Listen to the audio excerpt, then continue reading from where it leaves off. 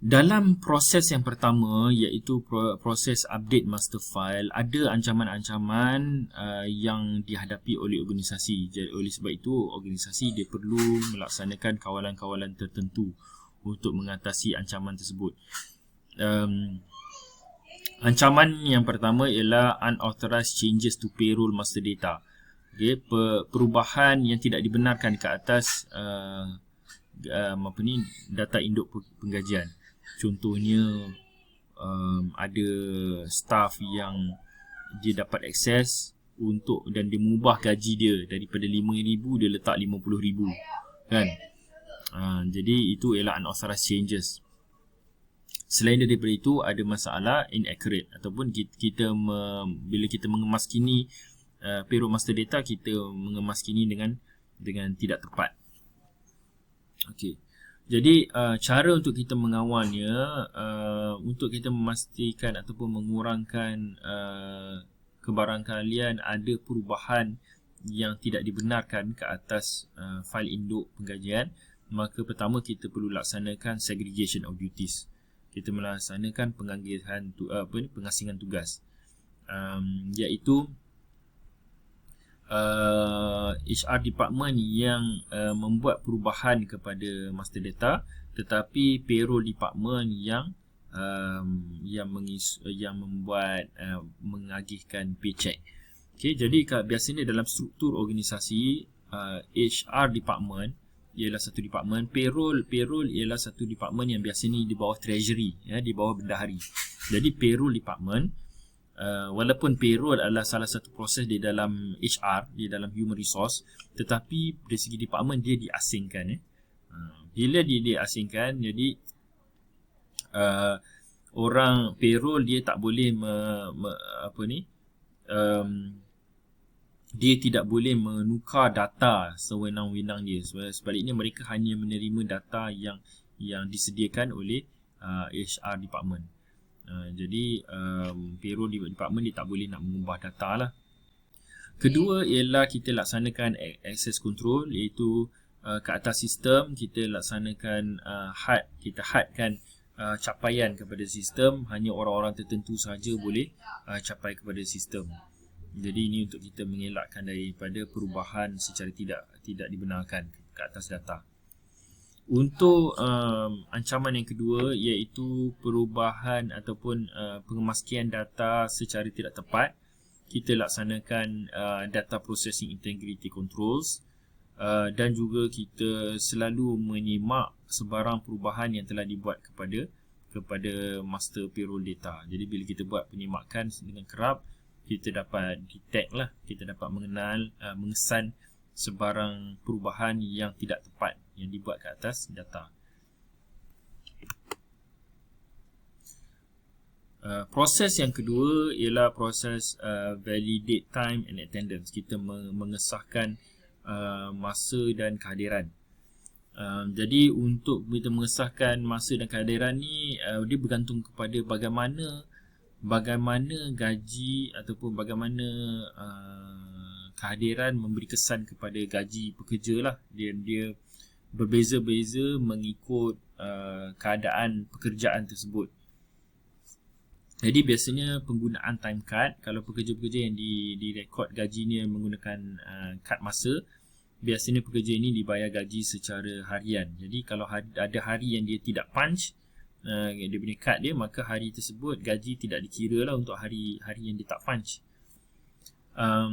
Kalau pekerja yang diberi fixed salary, pekerja yang diberi gaji secara bulanan, maka untuk kita mengesahkan kehadiran pekerja, kita melalui monitoring by supervisor, melalui pemantauan oleh superior lah, orang atasan dia, manager dia yang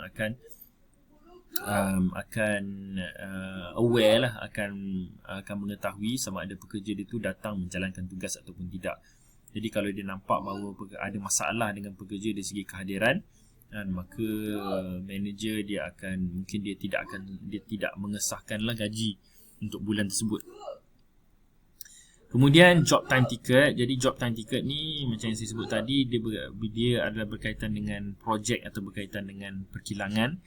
Jadi pekerja dia akan gunakan job time ticket untuk menyatakan berapa tempoh masa yang mereka gunakan untuk melaksanakan kerja di kilang. Jadi sebab apa ni, di kilang mereka menggunakan job time ticket untuk mengira dengan tepat berapakah tempoh masa yang digunakan untuk mengira labor cost. Kemudian penggunaan timesheet. Timesheet ni biasanya melibatkan profesional.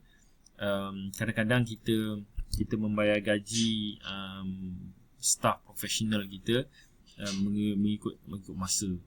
Okey, jadi contohnya kalau kita adalah organisasi yang melibatkan training dan kita ada trainers kita yang jurulatih kita, jadi kita mencatat, okey, jurulatih kita pergi buat training daripada pukul 8 pagi sampai 5 petang. Jadi ada 9 jam. Per 9 jam mereka menjalankan training dan kita bayar gaji training RM200 satu jam. Okey, jadi kita pun dah daripada itu direkod dalam timesheet lah. Jadi kita boleh kira okey, untuk gaji ataupun upah trainer ni adalah 9 jam darab RM200 kan, RM1,800 untuk kerja dia satu hari buat training. Ataupun ada pekerja yang dibayar mengikut komisen, secara komisen. Jadi untuk kalau pekerja yang dibayar secara komisen ni, biasanya kita akan tengok dari segi sales amount lah, berapakah amount jualan yang mereka dapat hasilkan. Jadi daripada situ mungkin kita nyatakan 5%, dia akan dapat komisen 5% berdasarkan jumlah jualan. Jadi setiap macam mana kita nak mengira gaji berdasarkan kehadiran mereka akan berbeza lah mengikut sifat-sifat pekerjaan berkenaan. Jadi antara ancaman yang dihadapi dalam proses pengesahan masa bekerja dan kehadiran tersebut, ada satu ancaman iaitu inaccurate time and attendance data, maklumat berkenaan masa dan kehadiran yang tidak tepat. Jadi untuk mengatasi masalah itu, kita antara ni kita gunakan source data automation for data capture. Bila kita nak mengambil data kehadiran, kita gunakan source data automation. Jadi maknanya dia kena sesuatu yang kita capture secara real time lah.